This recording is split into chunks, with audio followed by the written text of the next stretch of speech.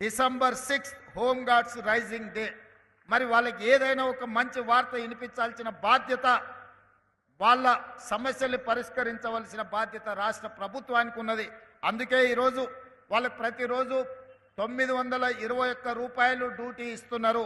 వాటిని 1000 రూపాయలకు పెంచడం ద్వారా వాళ్ళ యొక్క హానరోరియం 1000 రూపీస్కి ఈరోజు పెంచడం జరిగింది.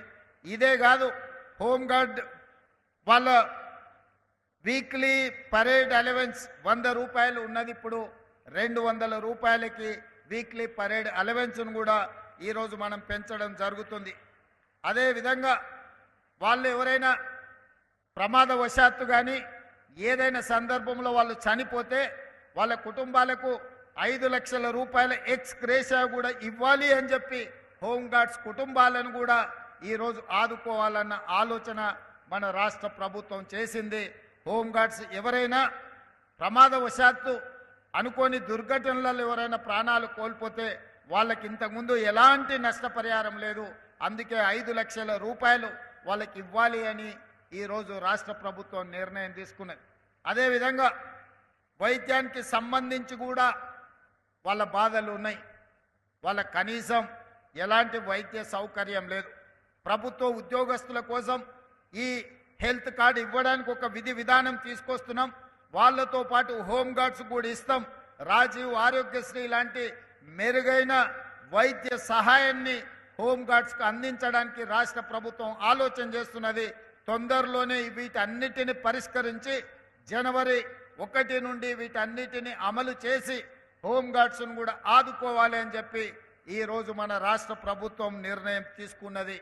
అందుకే ఈరోజు హోంగార్డ్స్ నుంచి డీజీపీ వరకు వాళ్ళు గంటలు లెక్క పెట్టకుండా రోజుకు 24 గంటలు వాళ్ళు డ్యూటీ చేస్తూ వాళ్ళు సమాజంలో శాంతి భద్రతలను కాపాడుతున్నారు.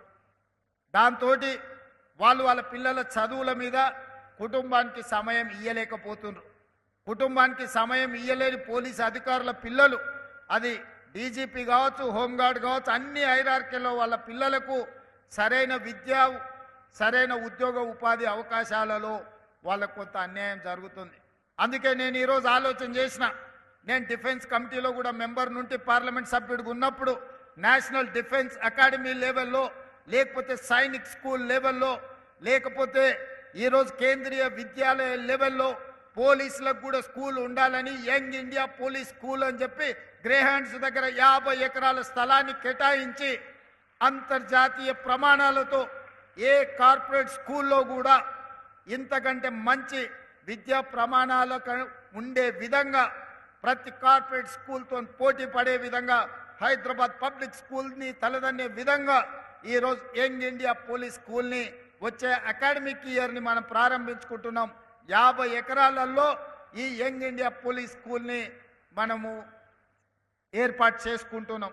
ఇందులో హోంగార్డ్ నుంచి డీజీపీ వరకు ఏ అధికారి పిల్లలైనా అందరూ సమానంగా, అందరూ ఒకే దగ్గర చదువుకొని ఒక మంచి భవిష్యత్తులో ఎట్లయితే నేషనల్ డిఫెన్స్ అకాడమీ నుంచి వచ్చిన స్టూడెంట్స్ మాది ఎన్డీఏ అని చెప్పుకుంటున్నారో, సైనిక్ స్కూల్ నుంచి వచ్చిన పిల్లలు మేము సైనిక్ స్కూల్ పిల్లలమని చెప్పుకుంటున్నారో, భవిష్యత్తులో ఈ యంగ్ ఇండియా పోలీస్ స్కూల్ నుంచి వచ్చే పిల్లలు మేము పోలీస్ స్కూల్ నుంచి వచ్చినామని గర్వంగా చెప్పుకునే విధంగా దాన్ని తీర్చిదిద్దే బాధ్యత నాది.